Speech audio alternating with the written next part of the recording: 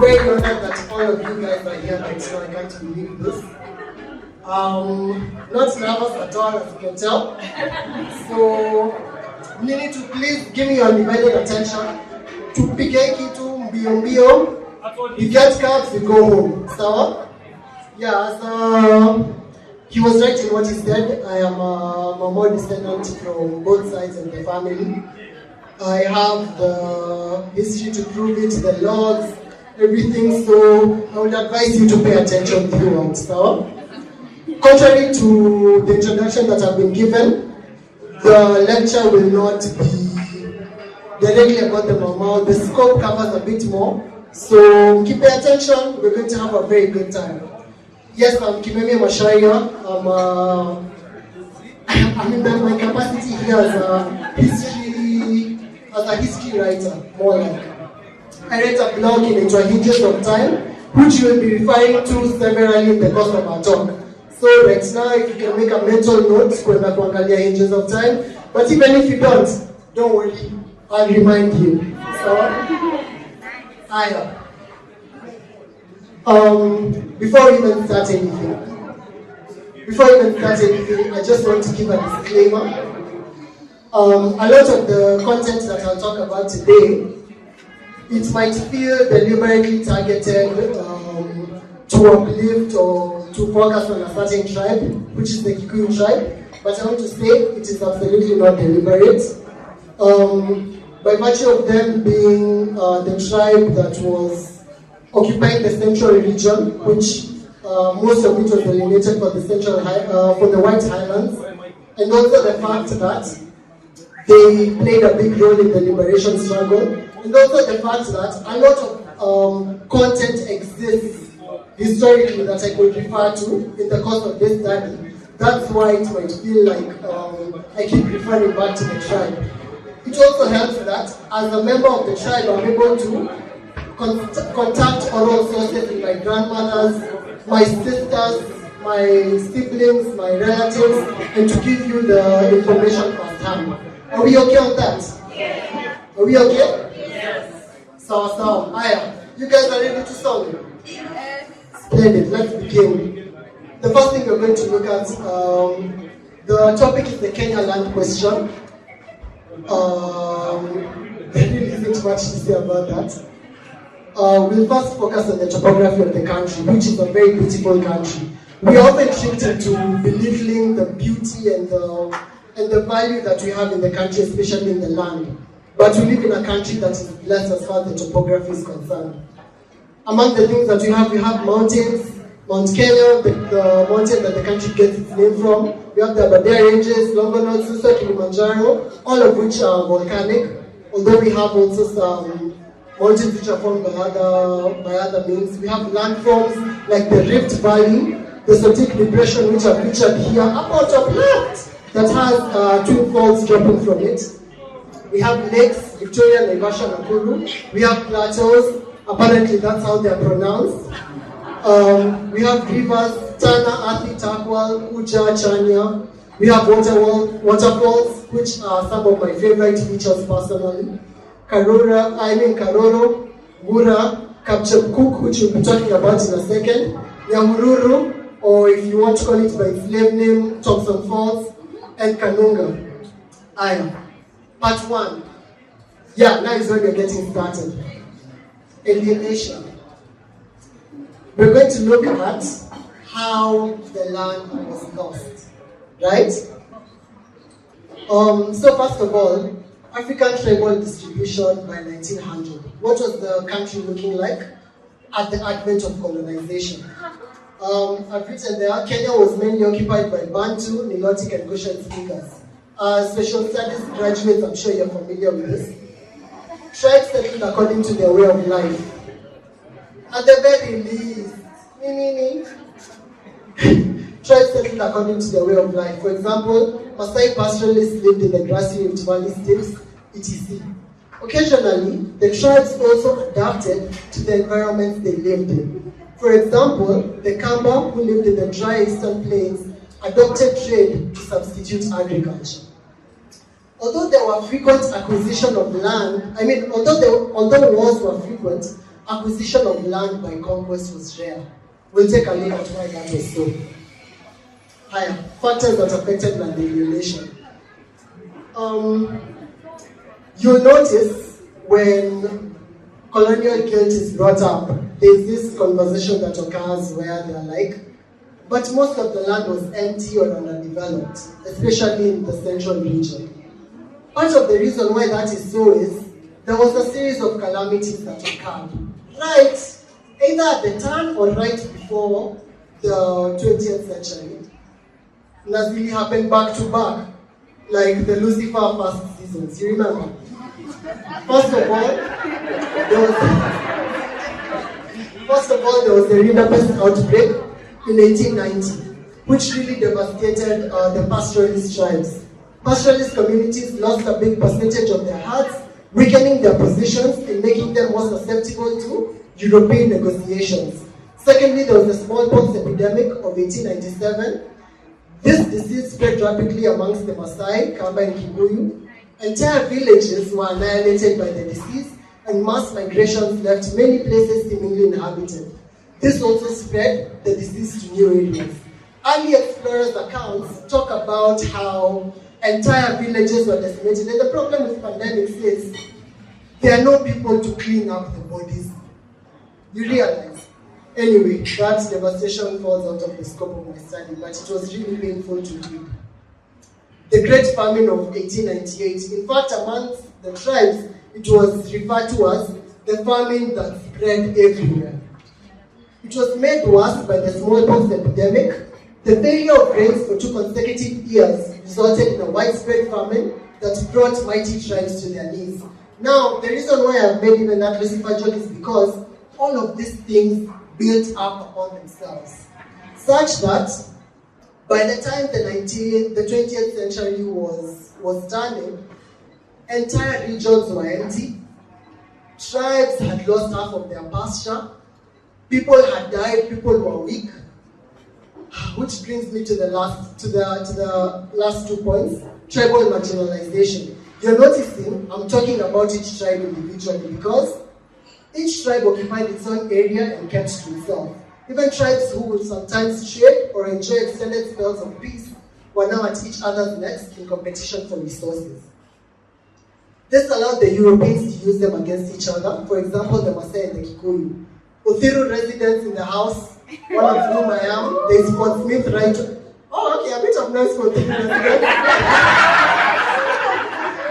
There's Fort Smith right over there, which is on the fringe of what was Maasai and Kikuyu territories. The Nairobi River that passes right there marks the boundary, and then, anyway, I don't want to get into that right now. Lastly, we have the construction of the Lunatic Express, the railway line.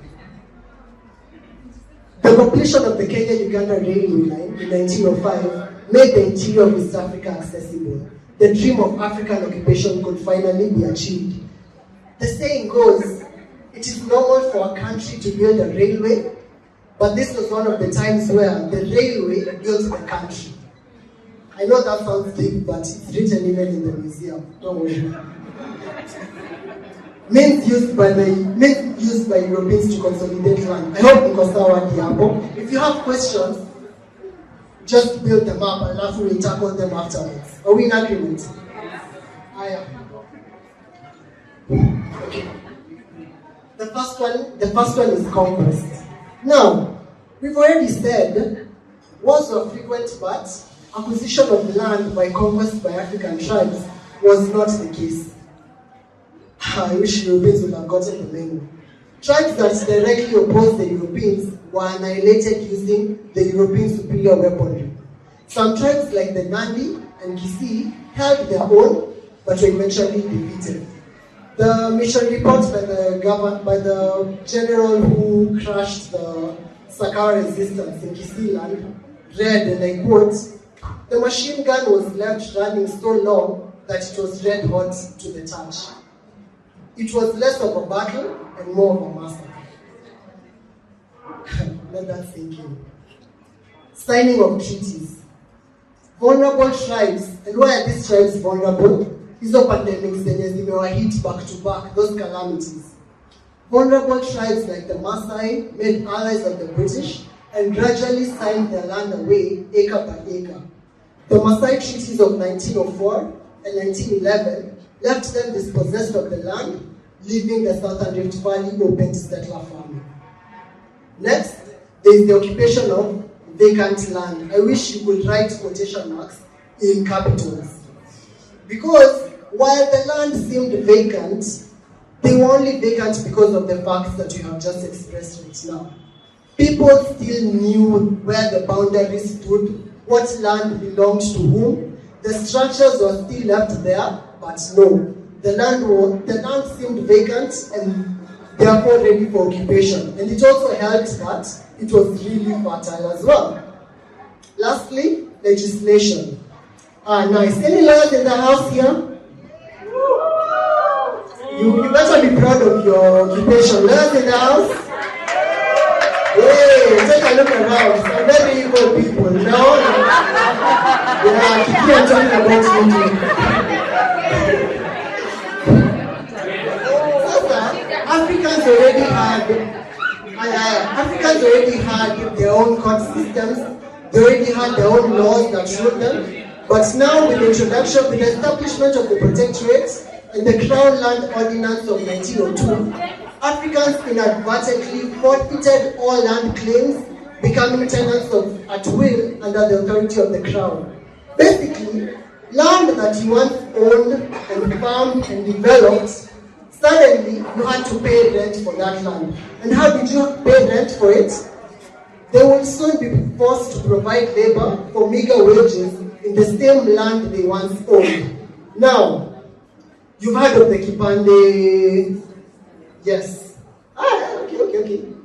So what the Kipande system did effectively, and I read about this in the political history of Moranga by Mokarunganga.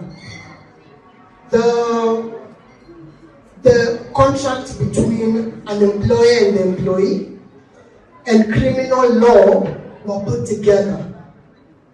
Twitter people, you are seeing what I'm doing right now. They were zilishikanishwa such that there were criminal consequences for lack of production of labor.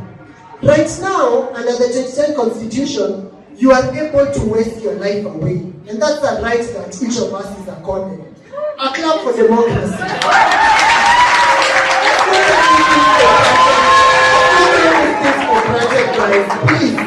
Please. But under this legislation that were put one after the other, and you'll see some even more draconian ones as we go along. That couldn't be the case. You had to pay for the land with your own labor. So, bad enough that your land was alienated. Mimi nataka mtoke hapa mkiomekasirika, I can't even lie. Bad enough that your land was alienated, you had to provide labor on that same land. Okay, so the land has been alienated. How do we make use of it? And by we, I mean the European powers. On the left, you're seeing a very, I don't know what adjective, but you're seeing the man over there. Leopard felt hat, which he hunted himself. His name is Russell Bowker.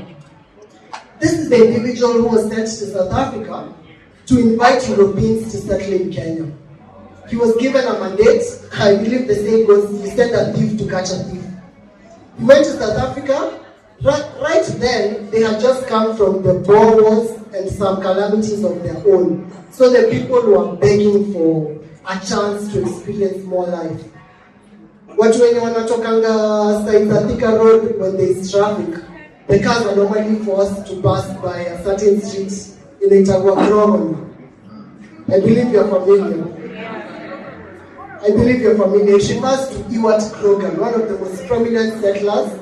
He was invited personally by this guy, Akuja, that's just one example. So many people were invited him.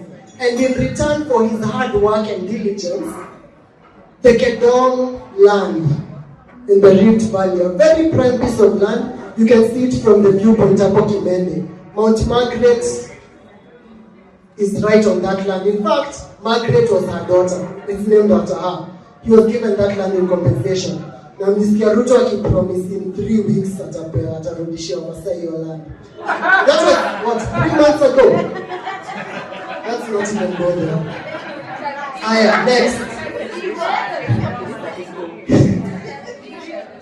Okay, we'll touch on that another time. Next, an advertisement encouraging potential settlers to buy land in Nyali, Mombasa. Yani hadi walienda for a PR run. So they were putting up ads, and then there's the Brackenhurst Hotel. Affordable hotels like Brackenhurst offered potential settlers a lovely stay as they considered making the colony their new home. I don't know how many of you have ever been to Brackenhurst. It's a lovely place, but please, as you enjoy the Swiss rolls in the restaurant, remember that land. Anyway, let's proceed. We're almost coming to an end up to this part. Effects of land alienation. We've already spoke about some of them. There was the forced migrations. Millions of Africans were moved from their ancestral lands to pave way for occupation and settlements of European. Tribes who owned rich pastures, or fertile agricultural portions had to cede them to the Europeans. Disruption of traditional ways of life. With the introduction of colonial rule, Africans could no longer resume their normal activities, especially because they had been moved from their homes. The Tugen clans living in the Katimon forest were kicked out forever as it became a provincial forest reserve. That's just an example. So how are you going to fukuza the residents of the forest who have preserved it for centuries in the name of we are creating a forest reserve? Honestly, the irony just speaks for itself. We have the end of the African land tenure system, and the premise of my lecture features this point heavily. Traditional inheritance and land ownership systems were deemed outdated and replaced with British capitalist systems.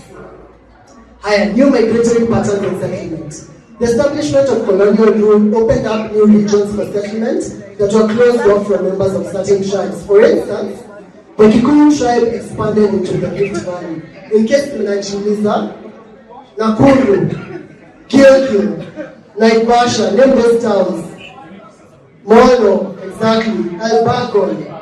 All those towns in the Rift Valley, it doesn't make any sense for them to be mostly inhabited by Kikuyus. But as a result of land alienation and squatter cultivation, which you're about to look at in a second, they were able to migrate into these lands and later colonize it. But don't worry, I'll tell you all about it. Beginning of resource degradation. Natural resources like rivers and forests that had been held sacred for centuries were now recklessly exploited by the white man. Large swaths of forests were cleared for settlement, agriculture, timber drying up and contaminating the rivers. The same Iwat Grogan who I've mentioned, you all know about the decultivation that happened in Mau, I'm assuming. Mau forest, burnt forest, unfortunately it doesn't fall in the scope of the lecture, but it's really, really bad. Please look it up. In fact, I've written about it on the blog, and the article is titled Colonial Villains Iwat Grogan. Nadhani mtatoka hapa bila homework. So I've spoken about it at great length there, but that's how it started. Okay, there's the creation of native reserves. When I used to hear reserves when I'm reading about the maumau, I assumed this was land that had been reserved for the Africans. So you can imagine my surprise when I find out this is actually land that was reserved for labor. It was labor reserves, native reserves. And the evidence is still present to this day. You're familiar with Banana on Limuru Road. The junction yenye Limuru Road inapatana na the road that goes to Kiambu, place inaitwa Raini, a junction. Do I still have you? At least some of you? Raini obviously is the Kikuyu bastardization of the term line, because that was where the cut line was. To this day, ukipita hiyo barabara on your way to Tigoni, that's where the T-zone starts. And from there, in a land, and from there, you can just see the land changes, the topography changes. It's almost as if you walked through a portal. Let's move on. That marks the end of that long foreplay. Now we can really get into the stuff. Agitation. Apologies. Agitation. In this part we'll cover Africans, contrary to the belief, they did not take this line down. And we figure out exactly what they did to fight back and how Europeans used those means to further curtail their land rights. Let's get into it. I'm going to make a sana.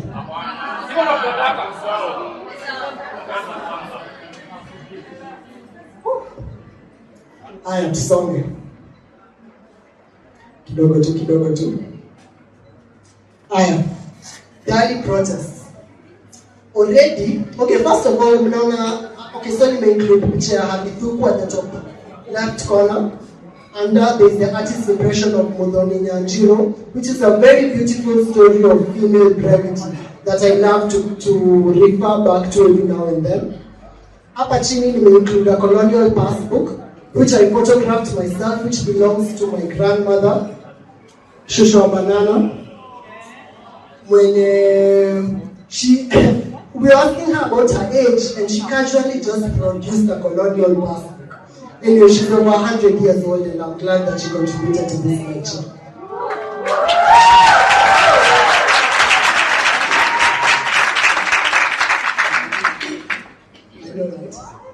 Having founded one of the first political parties, the Young Kikuyu Association in 1921, Harithuku was among the first to speak up against land alienation, forced labor, and the Kipande system.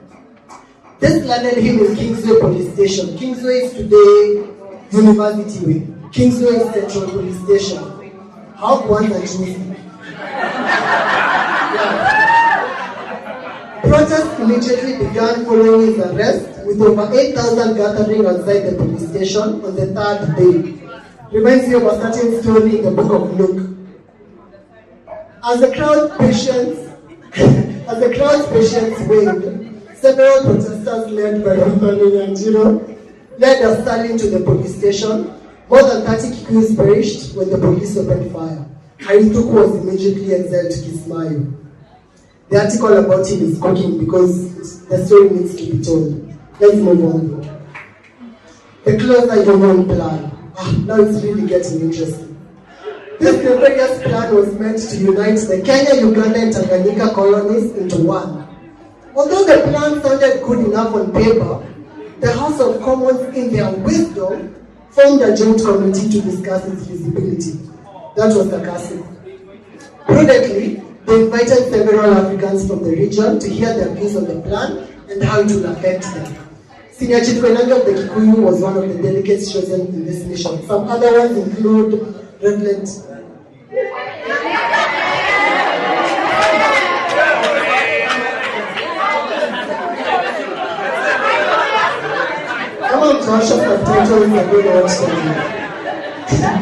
Reverend Ezekiel Apindi, James Mutua, a chief of the Kamba tribe, Philip Mitchell, there was a white man, a Kikuyu-speaking white man by the name Sidney Fazan, who formed part of the organization.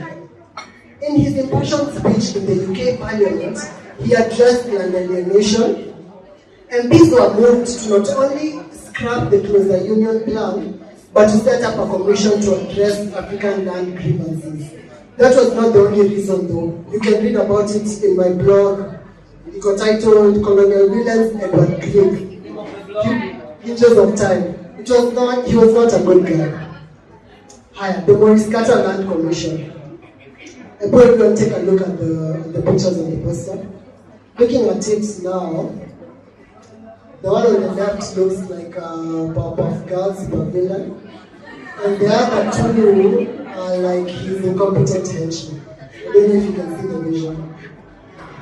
Maurice Carter was an eminent judge and administrator who had chaired the Southern Rhodesia Land Commission in 1925. Southern Rhodesia is which country today? Students of history. unasikia tu.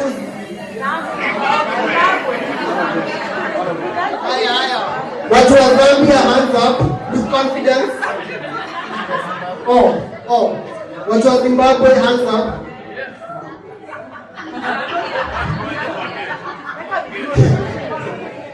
Sawa. Democracy, am I right?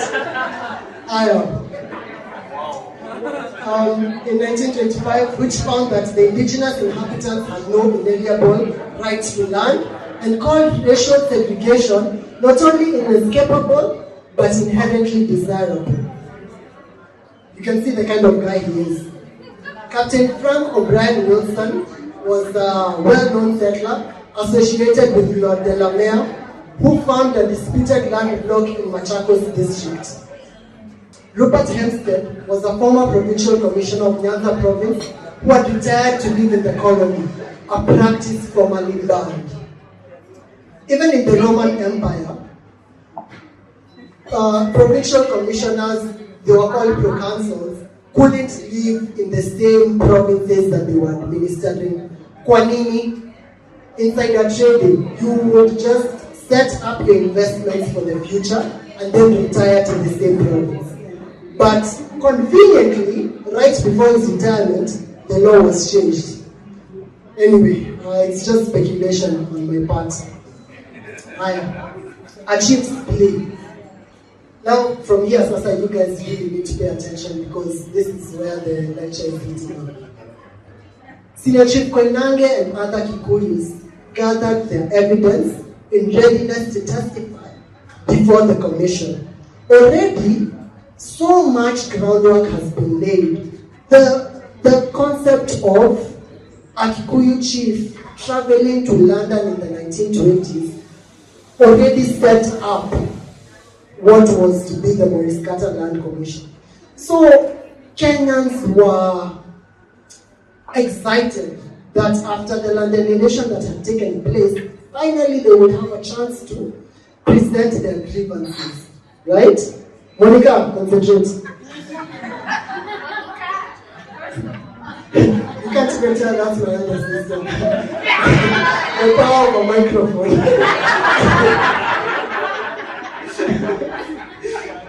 God help me.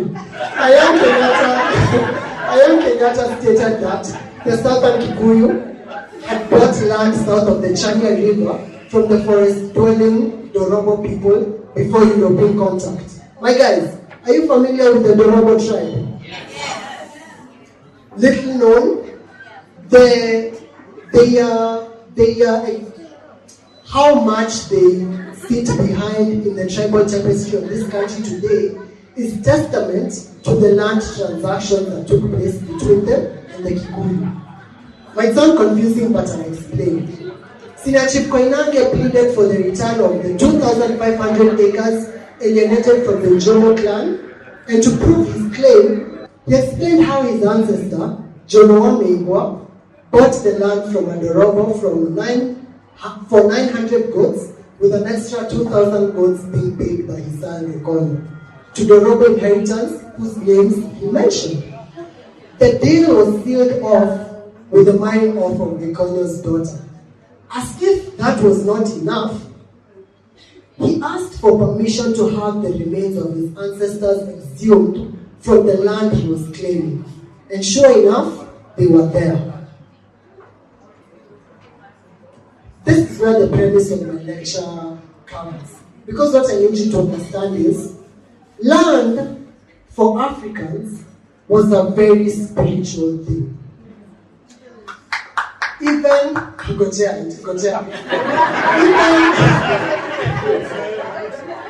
for this land to be exhumed, Koinange's wife could not even point to the grave because that was taboo. She would only form a fist and point in the general direction, the tree that marked it, like exhumiwa.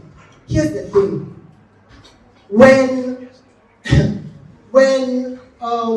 So the first time I came across this concept was in Wangari Maathai's autobiography, Unbound, which is a great read. And it also heavily contributed to this lecture.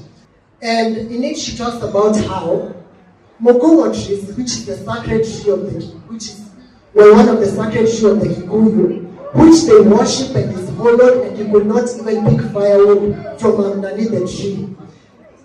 Biologists will tell you it's a climber. It's scientifically, it's called the strangler fig. That tree is gonna be okay even if you don't protect it that much. But what Kikuyus did not realize was that tree inagrowingi mahali kwenye maji iko karibu, and its roots reach so deep underneath that it breaks the rock layer underground, reach down to the water table, and through the cracks that its roots have formed, water rises up and forms streams. Therefore, by protecting and preserving these Mogomo trees, the Kikuyu, an agricultural tribe, was safeguarding their existence and their way of life. Props for I can't even take credit for that. Just off of that, you can see the correlation between the land issue and the spiritual connection. The same can be said about the Maasai, who believed that all the cattle in the land were theirs inherently. Therefore, by raiding your tribe for cattle, they were merely making a withdrawal. Same can be said about the Dorobo hunting tribe, who lived off the land. Are you guys understanding what I'm saying? Therefore, by the time this Moriskata Land Commission was being formed, Kikuyus and Kenyans in general were coming to collect. This was their right. You understand? And Senior Chief Koinange has already gone abroad. Ametutetea. The Moriskata Land Commission has been formed. The evidence is compelling like crazy. So of course we're gonna get the land back, right?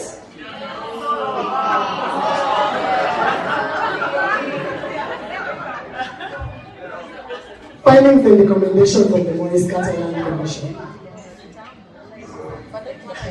Rather than address the land grievances brought up by the Africans, the Land Commission justified and officially gazetted the alienation of 80,000 acres of prime highland.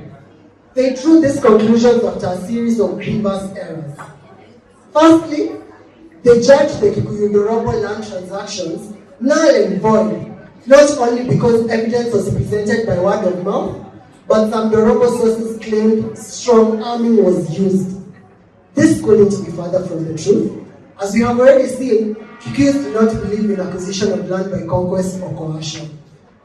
They believed that the spirits of the people who they have killed to capture that land will remain on the land and haunt them. A spiritual matter, as we have already said. Please remember, the Kikuyus are here as a representative, as a placeholder. Nanipata, please don't lose sight of the ball. That's the one point.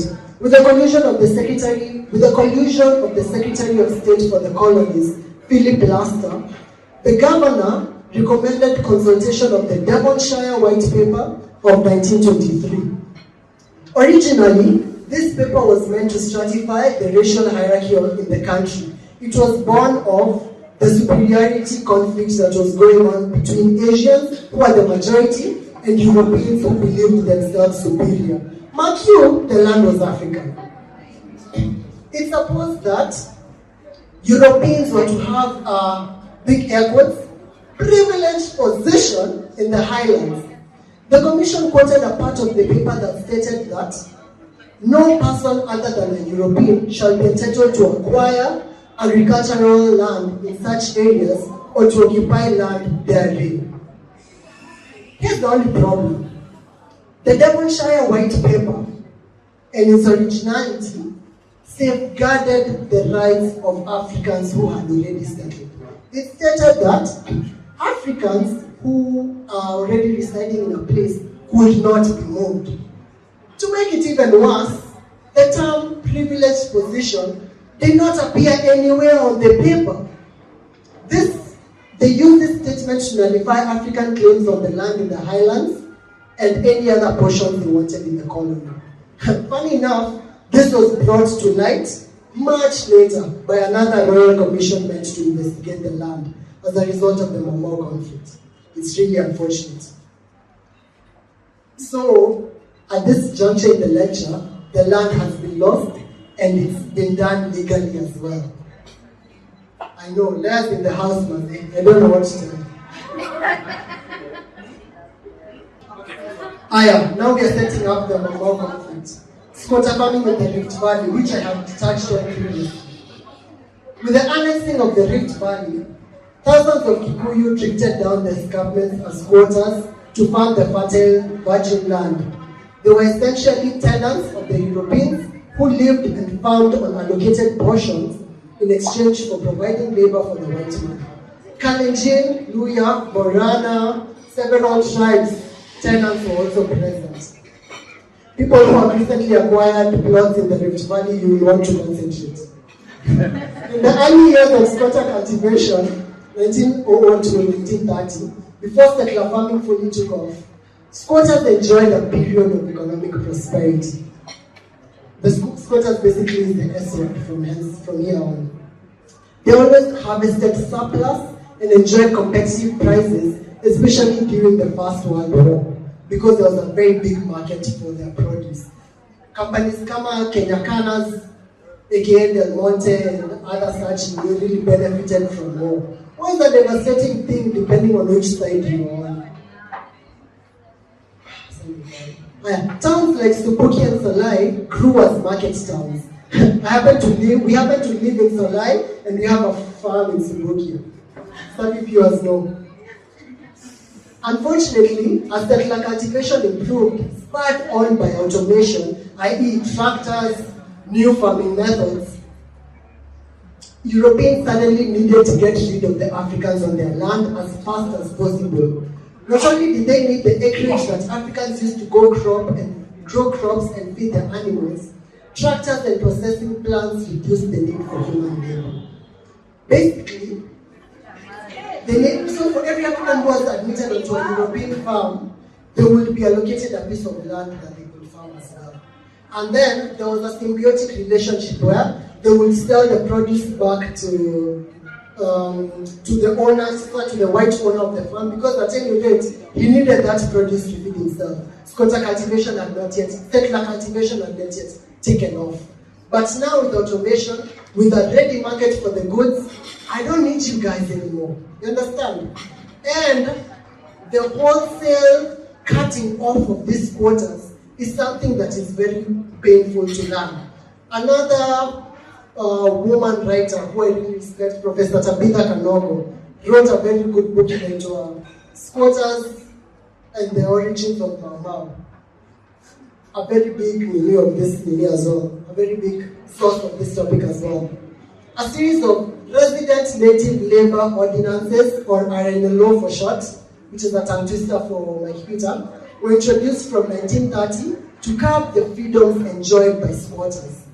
The ordinances limited the number of squatters, homesteads, livestock, and dependents allowed on a European farm at a time.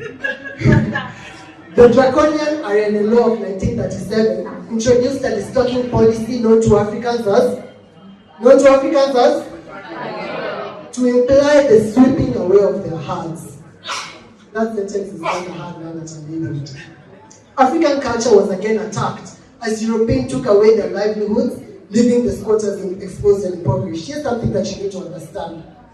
Livestock was currency. So by taking away their livestock, you are impoverishing the African. You are making him poor.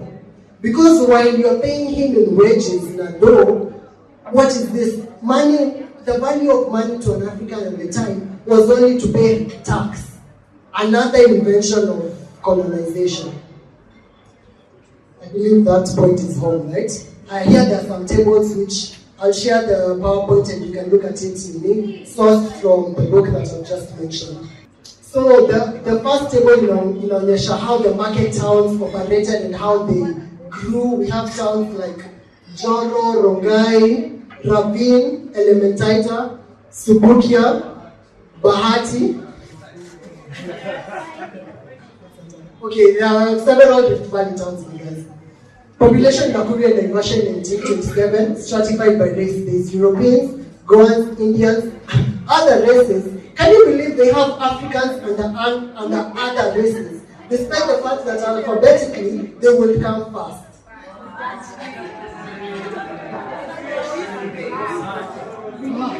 I'm getting worked up just looking at this table. The number of livestock Africans were allowed to keep in each district after the 1937 RNLO. Note how some districts did not allow them to keep any.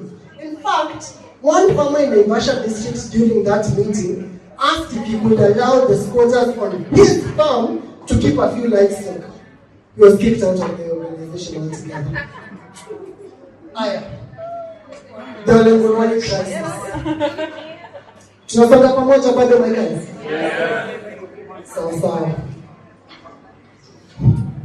The colonial gap. So our squatters wamefukuzwa. Their livestock has been taken whole meal. Some of them have been auctioned. Some of them have been slaughtered. Some of them have been seized. A gentrification of the term stealing. Where do the Africans who have been kicked out, where are they going to go? They came up with the idea. The Olengorwani crisis. The colonial government bought land in Olengorwani to settle the squatters that had become redundant as a result of the 1937 RNLO. The settlement scheme would quickly devolve into crisis as the government attempted to micromanage every single aspect. The problem with Olengorwani is the government did not approach. All the Africans wanted this land. But despite the fact that this was given as compensation, they were still tenants of the land. The government was still trying to introduce and micromanage and dictate specifically how the African is going to farm. Right down to the crop. The Olengorwani land was still given on a tenant-at-will basis. Squatters had assumed that the land would be theirs to own. Of the 8 acres given to each settler, only 2.5 could be cultivated at a time for a period of 4 years, after which it would remain fallow. The rest of the land was to be used as pasture. No crops like wheat and vegetables were forcefully introduced, while maize, can you believe that? Maize was banned. As an ugali enthusiast myself, I do not take kindly to this news. Ugali enthusiasts in the house? Come on, a bit more noise for ugali. The steep hilly topography of Olengorwani demanded terracing and cross-contour cultivation, but the land was still unsuitable for meaningful yield. You guys know where Olengorwani is, so the more escarpment past El Bagon. A new inheritance system was introduced, plus the land could not be mortgaged or sold. The squatters were settled in 1941, but the rule did not take effect until 1942, further confusing them. Let's move on. From the onset, the squatters were defiant. Niliwambia, this part 2 is agitation, so we are seeing Africans start to agitate for their land. They refused to sign the papers that authorized their stay there, as it meant compliance to the agricultural regulations. Basically, communal projects like survey work, gabion building, terracing, bamboo cutting and roadworks were also ignored by the residents, causing the government to enlist labor from as far as Kisii. Get somebody else to do it. A new oath was administered to the settlers, uniting them in solidarity.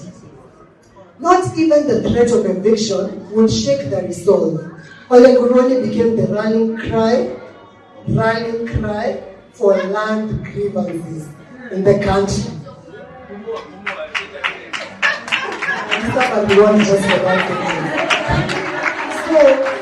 So what we are seeing here is people are realizing that we don't really have to do them. We don't really have to do what they are saying. There is someone who bolted when the eviction started, because they mentioned wills, spoiler alert. There's someone who bolted to their door. This was around 1942, the war was just heating up. If you think, and I quote, if you think that you can push us out of this land the way that you want to, a time is coming when I am the one who will be telling you what to do. He's addressing the European now. So people had really, what one called Kasirika. When the evictions finally began, the evictees took with them the politics of protest as well as the oath of unity. Scholars recognize this as the turning point that gave birth to the Maumau revolution in the late 1940s. Hopefully up to this juncture, Kitu, right? There's a picture of Terry Singapochu and then the whole scale eviction that was taking place. No dignity whatsoever. Now we're getting into a really dark chapter in our history and the lecture. The Larry massacre. You guys have heard of this before? Yeah. You guys are familiar with the area in Intuala? Yeah. Larry or the escarpment. Let me not go into that now. So, I've included the point there, but let me just bring it up. As the Olengoroni evictees, I've told you guys that as the Olengoroni evictees were being evacuated, they carried with them the politics of protest to the places that they were going. In those lorries where they were abandoned, they would sing songs of freedom. And one of the places where they passed through, as they were going to where they would be resettled, Didiata and Wapi, one of the places they passed through was Larry. And the lorries made a stop because some of them had relatives in Larry. How come? Larry was an overpopulated block right on the Kikuyu escarpment. It had been redistributed among 10 Kikuyu clans who had been evacuated from Tigoni. Chief Luka Wakahangara, who had been appointed as the Kikuyu representative during the eviction negotiations, had handled the relocation with impunity, setting his friends and relatives in the best parts. Larry had slowly become a tinderbox ready to explode, as wealthy landowners and radicalized peasants lived side by side. People assume, when they're studying the Larry massacre in retrospect, that Larry was a loyalist village. That's not true. Loyalists owned most of the land, but Kikuyus who had been radicalized, even other tribes who worked at Uplands Bacon Factory, Bata, the Limuru, Wapi, also lived there as well, and they did not like the status quo. Many Olengoroni evictees also settled in Larry, bringing with them the politics of protest and the Maumau oath.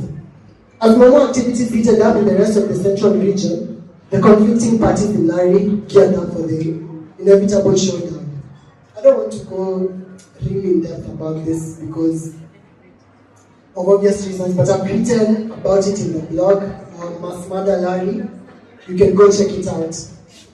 In the dead of night, on 12 March 1953, as the home guards of Larry began the evening vigil, Maumau insurgents lured them away by planting a body in the neighboring location of Kenyan.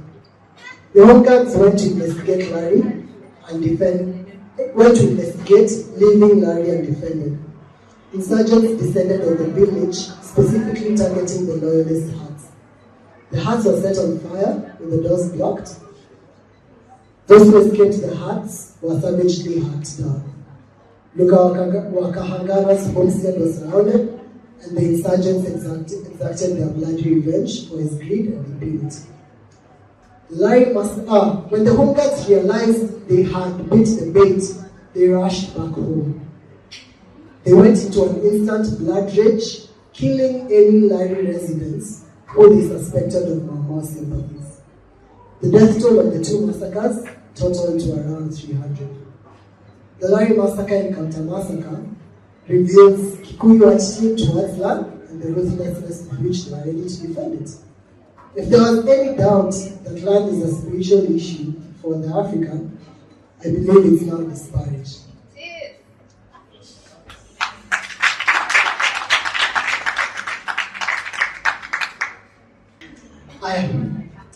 Okay, now we're finishing up.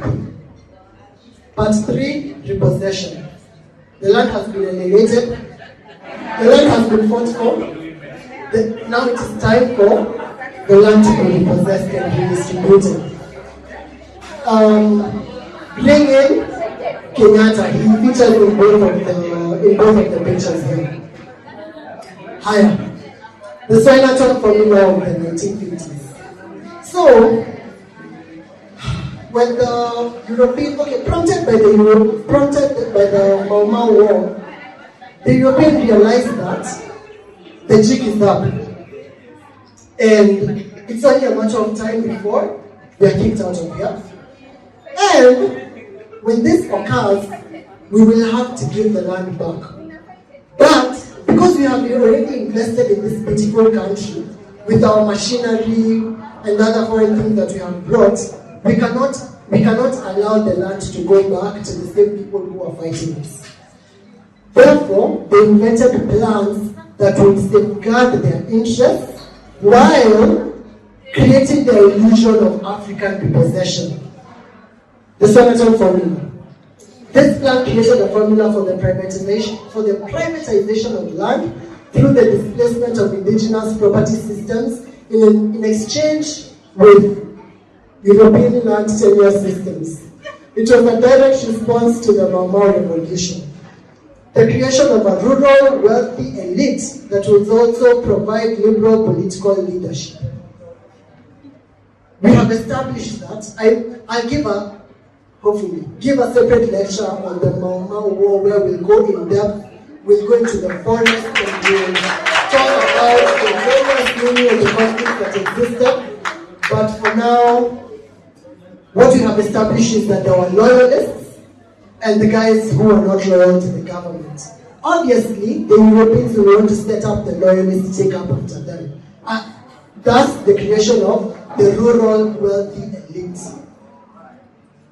The plan had 3 steps: adjudication, what was the festival, consolidation, and registration, underclass, and registration.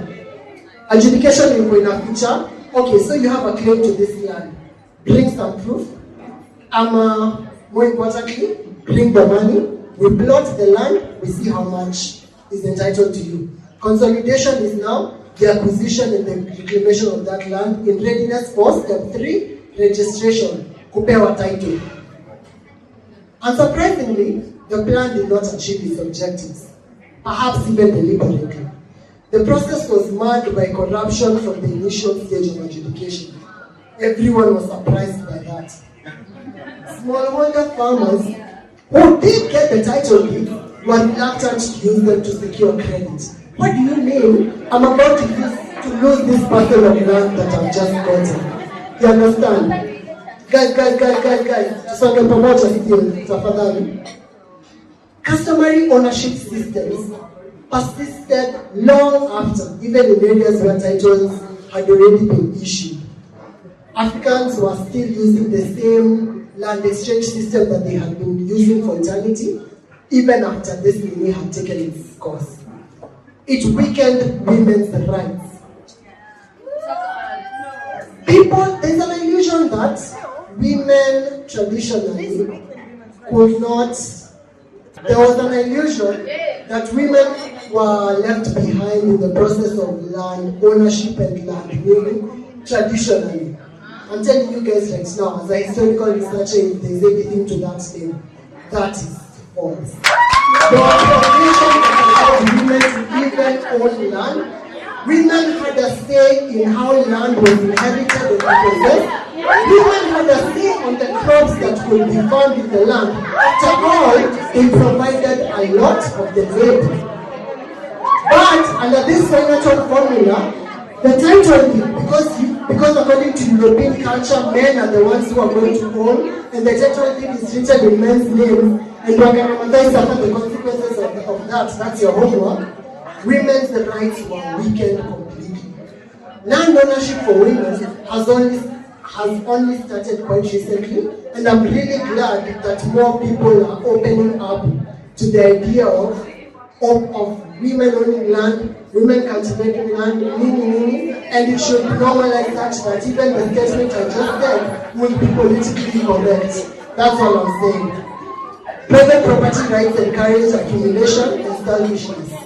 The trauma that my sister normally likes to talk about when she's referring to how Africans protect their land and how when you're talking about land, you can't even allow people to come feed their animals on your land, despite the fact that it's not that you left it fallow.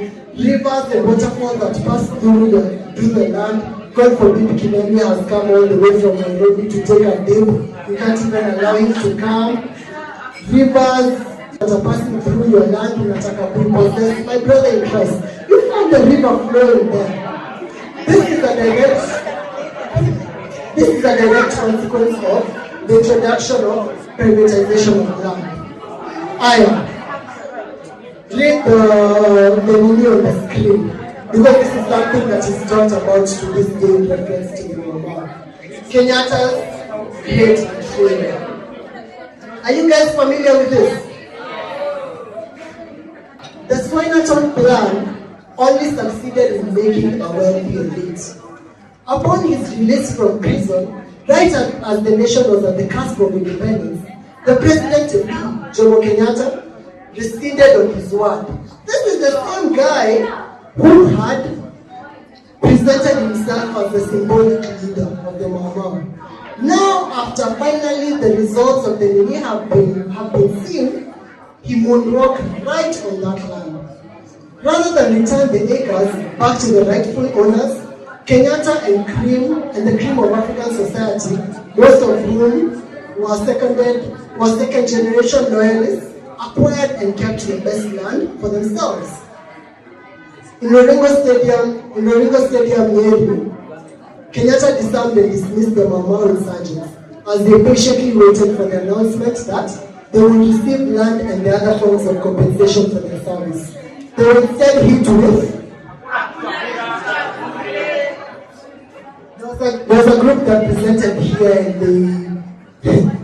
they talked about the name that was given to the maumau, the official name, the Kenya.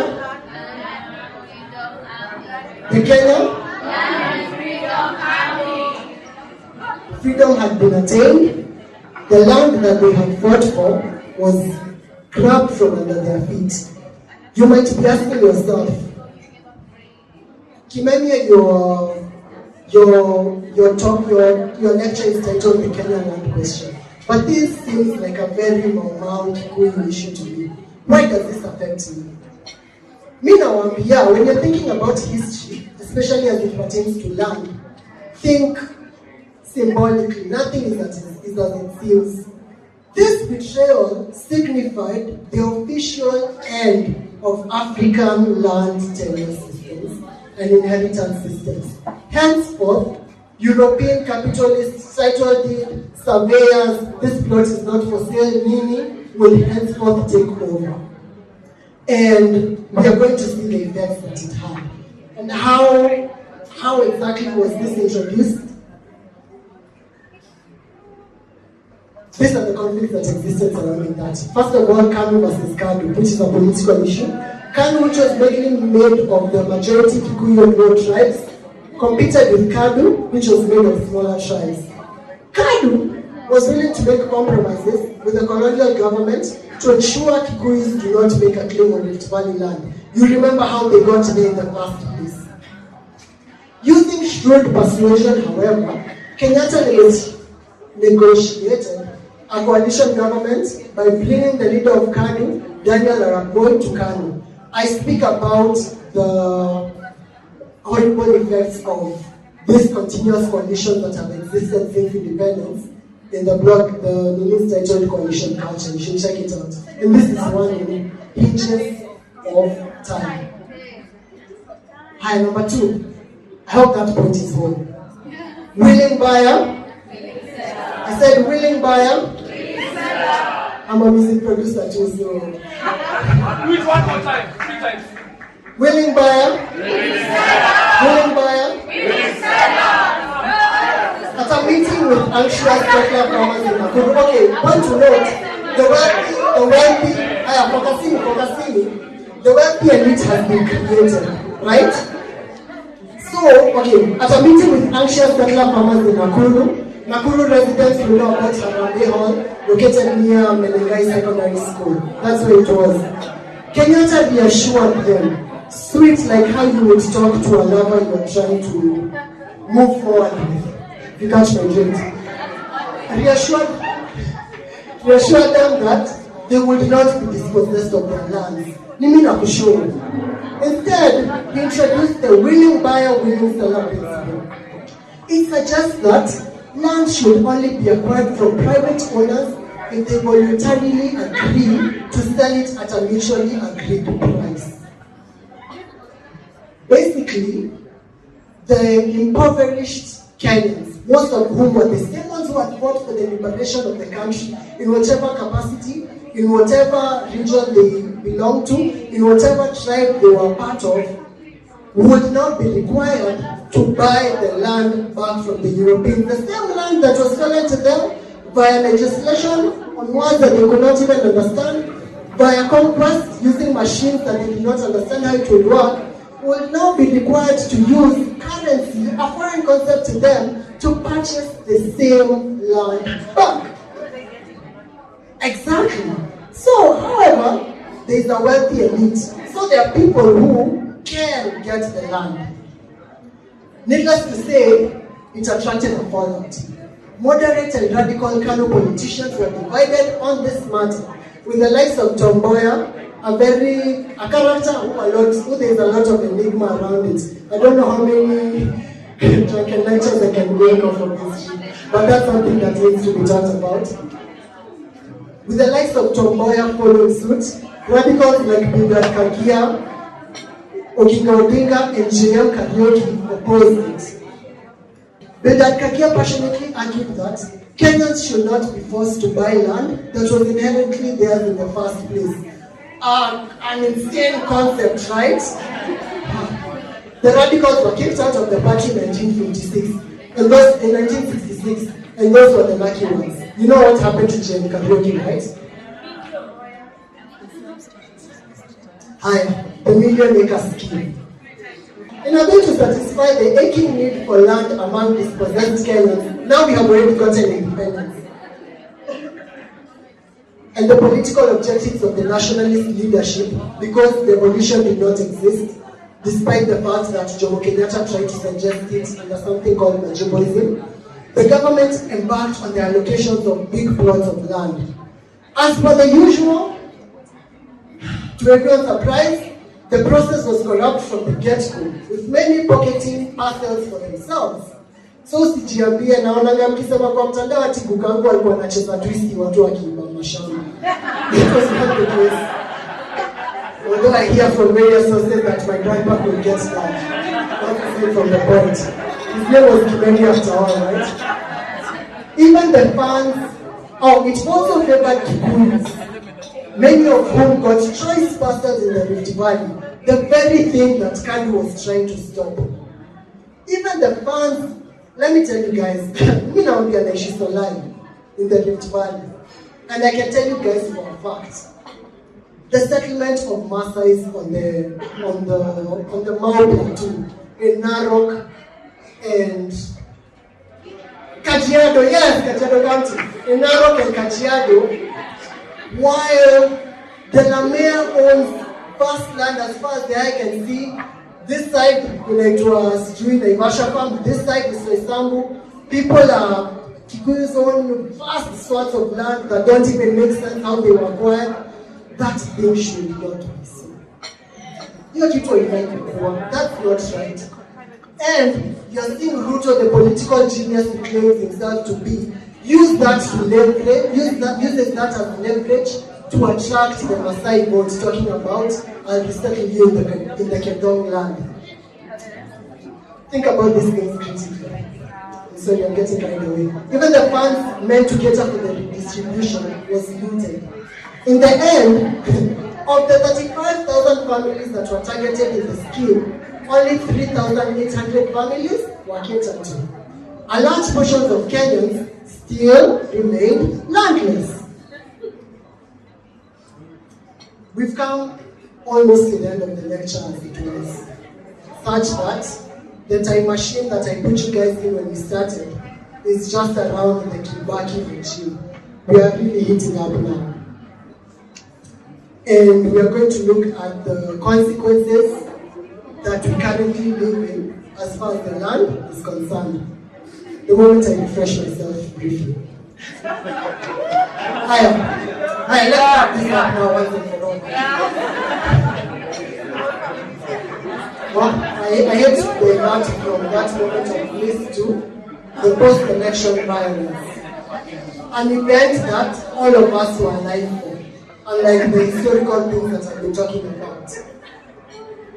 It is no secret that the post-election violence was partly fueled by long-standing anger over land distribution. Clashes in the Rift Valley, especially between the Kalenjin and Kikuyus, was certainly fueled by this. Kikuyus were forced to move out of the region.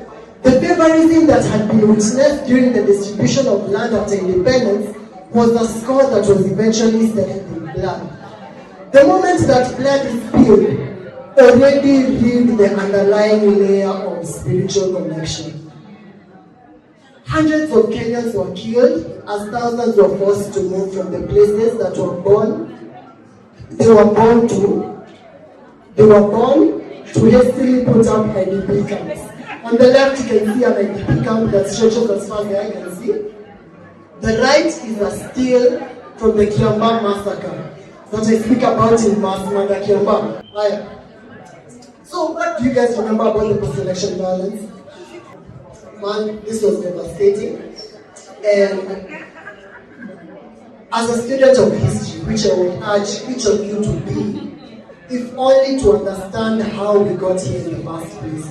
Because everything is cause and effect. The post-election violence seemed like a wild thing that wouldn't happen to a democratically formed country. But if you read the writings on the walls of the Rift Valley, you could have seen that it was impending. Let's move on now. Environmental degradation. Wangari Maathai is turning in her grave. In the absence of customary land ownership systems and traditional religion, the environment has fallen to ruin. Unlike the traditional ownership that fostered conservation and maintenance of natural resources, partly that I've touched on talking about the Mugomo thing, the modern system is more individual-oriented and pays little attention to conservation. I don't care that this river passes right next to my factory. It's quite convenient that I can just dump my liquid waste, chemical waste into it, and it can be washed away, like how things happened after Calgary. Why would I care about this forest that is now part of my land, despite the fact that it is part of a greater ecosystem, and there are animals who have lived here for centuries before the advent of my settlement, who will be moved or killed or face habitat loss because of it. You understand? Land was communally owned. You know about Karuna Forest. Many of us, some more than others, like to go enjoy the river that flows through, enjoy the ambience of the forest. The bike rides, the running. Karuna Forest was created as a forest reserve, as well as the city park forest. And it is only due to I wish you guys would concentrate on this because I'm dropping some knowledge. It is as a result of traditional forest reservation that these resources have survived to us to this day. People talk about cut one tree and plant two. My guy, have you guys seen the beauty of a natural forest canopy, which cannot be replicated when you plant rows of eucalyptus all along? It's so bad that some of the birds and the animals which had made those trees their residences do not even come back. Exactly. That's why Wangari Maathai was advocating for the Kenyan land question by Kimemia Macharia and Wangari Maathai. That's why she was advocating for the replanting of indigenous trees, because The moment an indigenous tree has been planted in a region, that place, that ecosystem has adapted that tree. It's no coincidence. So when you come back and you plant eucalyptus or red pine or whatever tree you have that will be mature within 5 years and you'll be able to cut it for a good profit, you've already lost the plot, ladies and gentlemen. Chemicals and solid waste are deposited in rivers, polluting them as vast swaths of forest are cleared for individual gain. On the left, you can see the Dandora Falls, which are on the Nairobi River, right after where the confluence of the Nairobi River and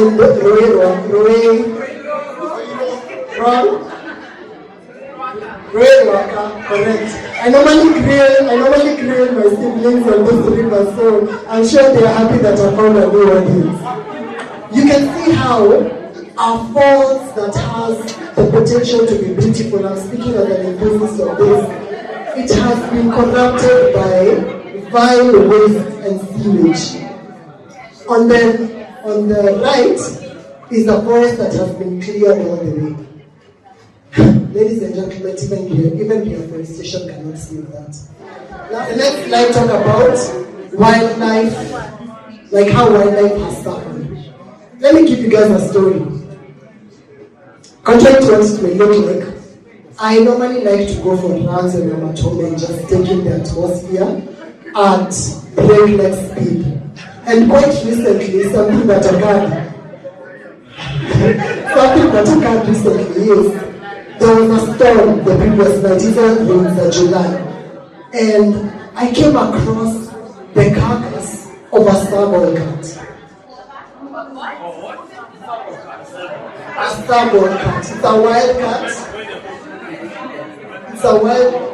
No, that's a jackal. I didn't put the stubborn cat because the moment I had to pull the body to the side of the road and bury it next to the knee, it felt almost sacrilegious to put it in my slide.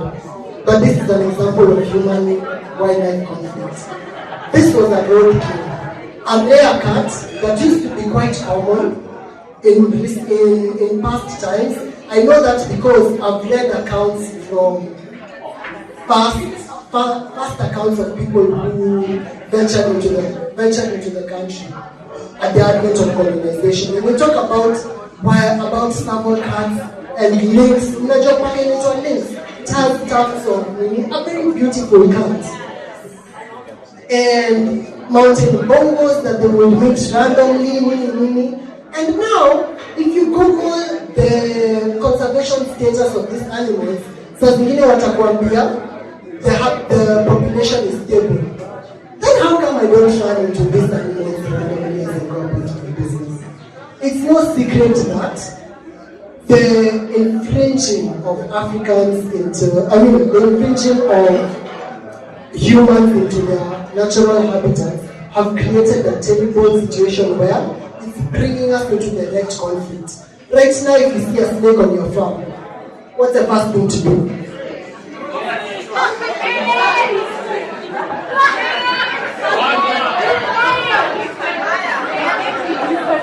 That snake has as much claim to that land as you do.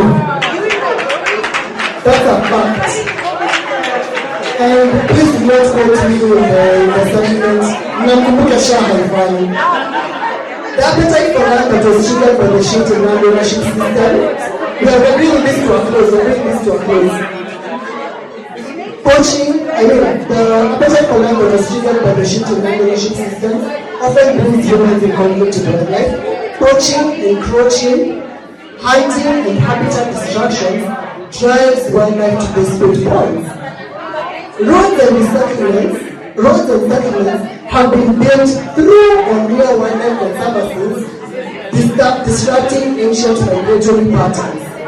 That is why I feel so deeply in my heart when I open Instagram and I see a watchtime artist from America owning vast swaths of land in Nigeria, very close to where they can see the wildebeest, they can see the zebras, they can see the giraffes, and she's putting it all over social media so that other people with stupid money can consider making the move. That should not happen. That should not be allowed to go. That should not be allowed. She's a colonizer like Guys, the good news is we stand at a point where we can control the narrative, or at the very least shift it, because we are now in control of our land. We now, in our various capacities, own most of the land that is in this country. We have been presented with an opportunity to bear in mind that the very systems that allow us to own this land are foreign, and therefore we have the capacity to shift it. Anyway, we have come to the end of our lecture as well.